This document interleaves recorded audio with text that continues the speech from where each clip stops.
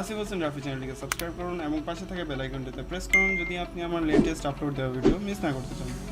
Hello viewers, Rafi in front of you, welcome to my channel. Viewers, আজকের ভিডিওতে আমি unbox করব ফেক অ্যাপল এয়ারপড বা অ্যাপলের কপি এয়ারপডসটা, যেটা পুরোপুরি A to Z অ্যাপল থেকে ইন্সপায়ার্ড।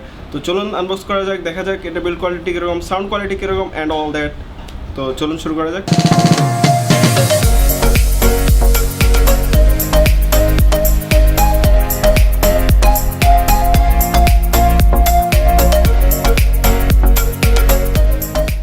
তো ভিউয়ার্স, এটাই হচ্ছে অ্যাপল এয়ারপডস, অ্যাপলের কপি এয়ারপডস অফকোর্স, অ্যান্ড এটার ব্র্যান্ডের নাম এখানে দেওয়া আছে আইম্যাক্স টাচ।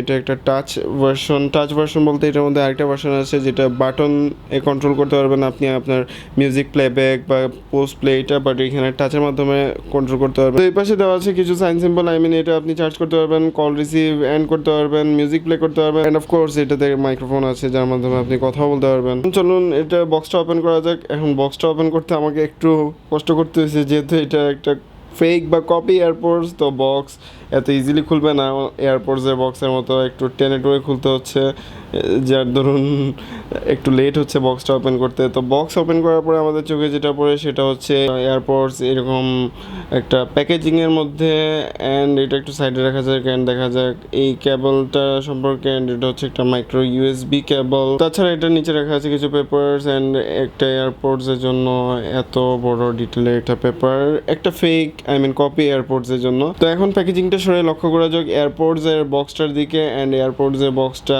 অনেকটা অরিজিনাল এয়ারপডসের মতোই, খুবই কম্প্যাক্ট, হাতের মধ্যে ইজিলি ফিট হয়ে যাচ্ছে। অ্যান্ড এদিকে যদি তাকায় তাহলে নিচে আছে মাইক্রো ইউএসবি পোর্ট, অ্যান্ড এই ইউএসবি পোর্টের মাধ্যমে আপনি আপনার এয়ারপডস আপনার ইউএসবি কেবল দিয়ে চার্জ করতে পারবেন খুবই ইজিলি। তাছাড়া এটার পেছনে একটা বাটন আছে, যে বাটনটা প্রেস করলে আপনার এয়ারপডসগুলো চার্জ হওয়া শুরু হবে।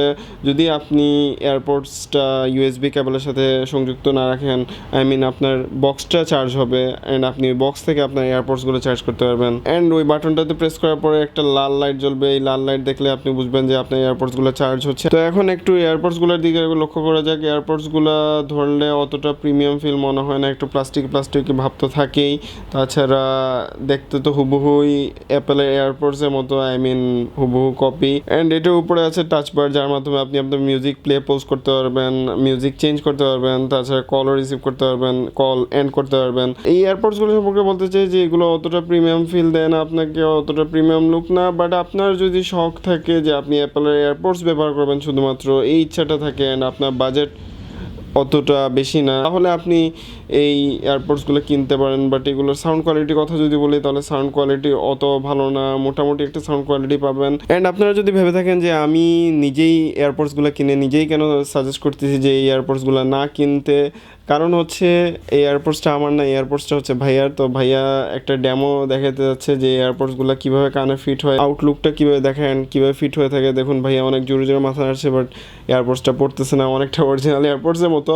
বাট অরিজিনাল এয়ারপডসই বেস্ট, এটা অলওয়েজ। বাট আপনার যদি ইচ্ছা থাকে যে আপনি এয়ারপডস ইউজ করবেন, আপনি শো অফ করবেন, তাহলে এটা নিতে পারেন, কোনো প্রবলেম নেই। বাট এটার থেকে আপনি বেশি কিছু এক্সপেকটেশন রাখেন না, কারণ এটা সাউন্ড কোয়ালিটি মোটামুটি অত ভালো না, অ্যান্ড এটা বিল্ড কোয়ালিটি অত ভালো না, প্লাস্টিকি ফিল আসে।